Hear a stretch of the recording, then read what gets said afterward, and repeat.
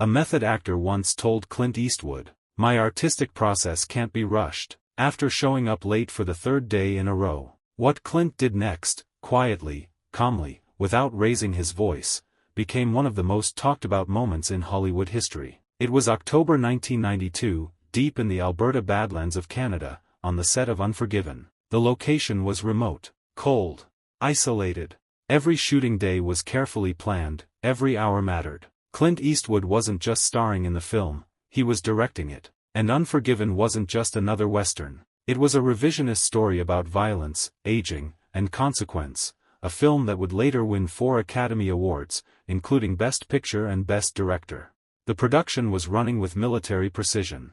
Not because Clint was authoritarian, but because he respected the work. He respected budgets. He respected schedules. And most of all, he respected the crew. On a Clint Eastwood set, people showed up on time. They worked efficiently. And when the day was done, they went home without unnecessary drama. That calm professionalism was about to be tested. The trouble began when they hired an actor we'll call Derek Matthews. Matthews was not a nobody. He was a respected New York stage actor, known for intense, emotionally raw performances. He'd studied at prestigious acting programs, trained in multiple method techniques, and built a reputation as someone who took his craft very seriously. Too seriously, some said. His agent pushed hard to get him a supporting role in Unforgiven. A character with real weight, several key scenes, and dramatic importance. The casting director hesitated. "He's talented," she told Clint. "But he's difficult. Extremely method. Very particular about his process." "How difficult?" Clint asked. "He once spent 3 months living homeless for a role," she said. "Refuses to break character. Refuses to adjust. That kind of thing." Clint thought about it. He admired commitment. He believed great performances required depth and honesty. But he also knew something many younger actors didn't yet understand. Filmmaking isn't a solo art form.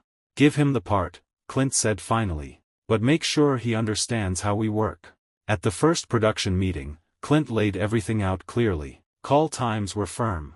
6 a.m. meant 6 a.m. The crew worked long hours in difficult conditions, and actors were expected to match that commitment.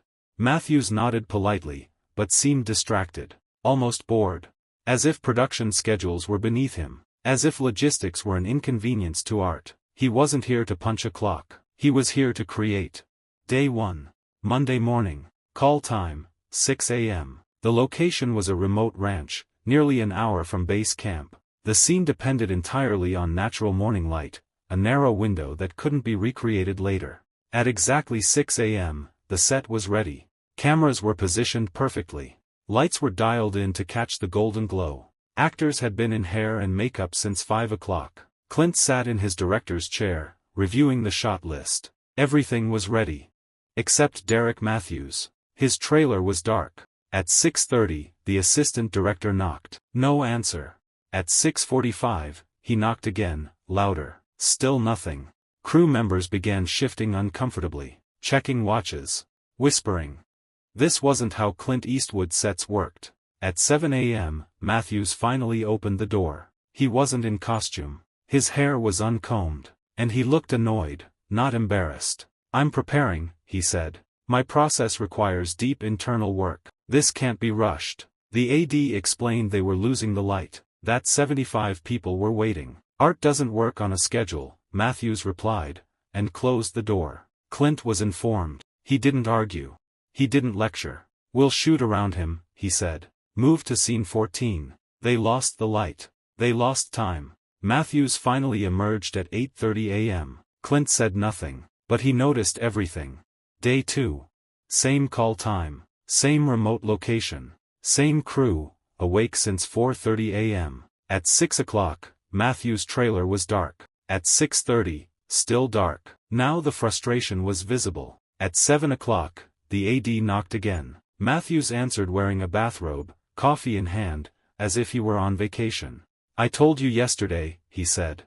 "My process takes time. I need to meditate. Find the character's truth. We have 75 people waiting," the AD said carefully. "Then they'll learn patience," Matthews replied. "Great performances can't be manufactured on an assembly line." He didn't emerge until nearly 8:45. Another lighting window lost. That evening, the producer approached Clint. "We're losing money," he said. "We're losing schedule." "I know," Clint replied.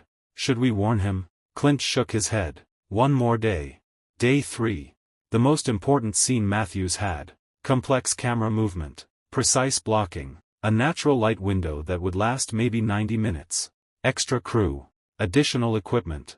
Everything coordinated perfectly. Call time, 6 a.m. sharp.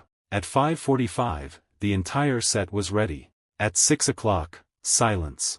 At 6:30, nothing. At 6:45, Clint stood up. He walked across the set himself. The crew went quiet. Clint knocked on Matthews' trailer, 3 sharp knocks.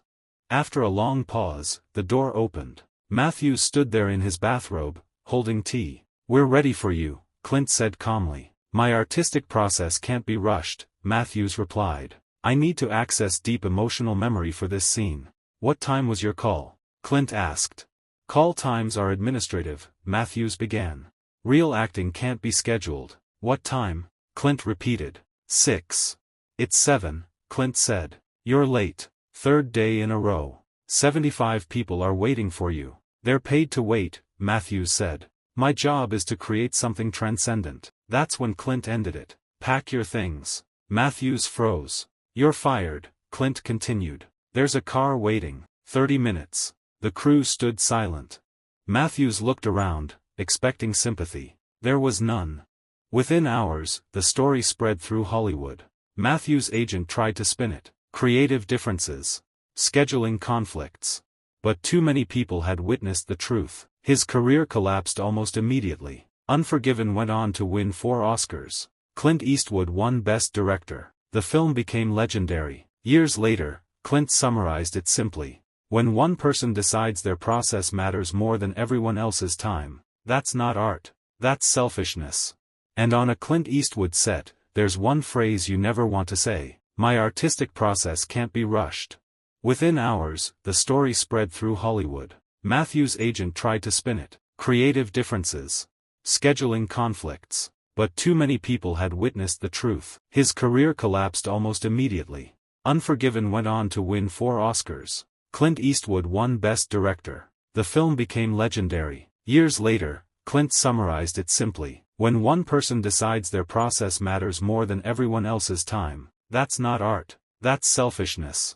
And on a Clint Eastwood set, there's one phrase you never want to say: "My artistic process can't be rushed."